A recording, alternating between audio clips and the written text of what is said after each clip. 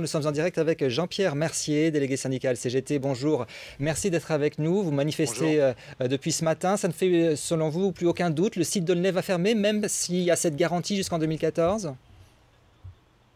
Bah écoutez, nous, ça fait déjà 12 mois qu'on a publié le document secret qui avait été élaboré par la direction de Peugeot qui annonçait la fermeture de l'usine d'Aulnay. Donc aujourd'hui, ce n'est que la confirmation de ce qu'on avait dévoilé il y a 12 mois. Et on s'est mobilisé aujourd'hui, on a fait une véritable démonstration de force pour donner deux messages. Livrer deux messages. D'abord, le premier à la famille Peugeot, pour lui dire très clairement que si Varin, le PDG, celui qui gagne 9 000 € par jour, vous savez, week-end compris, il ose annoncer la fermeture de l'usine d'Aulnay, eh bien il aura des centaines et des centaines de salariés devant lui qui seront déterminés à défendre leur boulot, à défendre leur peau, parce qu'on n'a pas envie de crever au chômage. Et le deuxième message qu'on veut envoyer, c'est au gouvernement ce coup-ci. C'est au gouvernement parce qu'aujourd'hui, il ne fait plus de doute que Peugeot a décidé, lors de ce CCE, d'une manière ou d'une autre, d'annoncer la fin de l'usine d'Aulnay. Alors maintenant, qu'est-ce qu'il attend pour réagir, le gouvernement? Et on est en droit de demander à Montebourg, le ministre de l'Industrie, eh bien, d'organiser très rapidement une réunion tripartite et de nous expliquer sérieusement, qu'est-ce qu'il compte faire pour empêcher Peugeot de fermer cette usine d'Aulnay, qui est un groupe multimilliardaire, qui est riche à milliards, qui bénéficie de centaines de millions de subventions publiques. Et si le gouvernement ne fait rien, ça veut dire qu'il se rend complice de cette fermeture de l'usine. Et ça, je vous assure qu'on n'est pas prêt de l'accepter et on ne l'oubliera pas. Jean-Pierre Mercier, très concrètement, vous êtes prêt à aller jusqu'où au blocage de l'usine?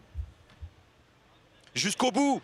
Quand un patron veut vous voler ce qui vous fait votre seule richesse, votre boulot qui vous donne votre salaire pour nourrir votre famille, qu'est-ce que vous voulez qu'on fasse? Bien sûr qu'on va aller jusqu'au bout. Et qu'on ne compte pas sur nous pour pleurer ou pour chialer. Vous savez, en septembre, quand on va reprendre le boulot après les 5 semaines de coupure de congés payés et de chômage, eh ben, je peux vous dire qu'on sera en colère. On sera déterminé, alors on fera ce qu'il faut pour faire reculer Peugeot le plus loin possible. Alors il y a Aulnay-sous-Bois, vous craignez des fermetures d'autres sites. La direction apparemment a annoncé qu'il faudra prendre de nouvelles mesures d'économie en plus de celles déjà annoncées. Vous savez, moi, il y a quelque chose qui m'écœure dans ce discours de la direction quand il parle de faire des économies. C'est chez les actionnaires qu'il faut aller chercher pour faire des économies. C'est eux qui nous coûtent cher. C'est eux qui licencient, qui ferment les usines et c'est eux qui ramassent le profit et les bénéfices. Cette situation, ça ne peut plus durer. Alors bien sûr que Peugeot, il ne veut pas fermer simplement Aulnay.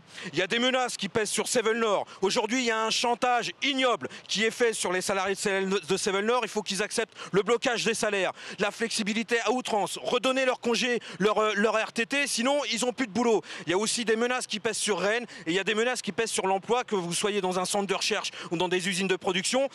Aujourd'hui, Peugeot a décidé de déclarer la guerre aux salariés sur le terrain de l'emploi. Il va falloir qu'on réponde tous ensemble, parce que c'est tous ensemble qu'on pourra s'en tirer et faire reculer Peugeot. Merci beaucoup Jean-Pierre Mercier, délégué CGT, d'avoir répondu en direct à nos questions.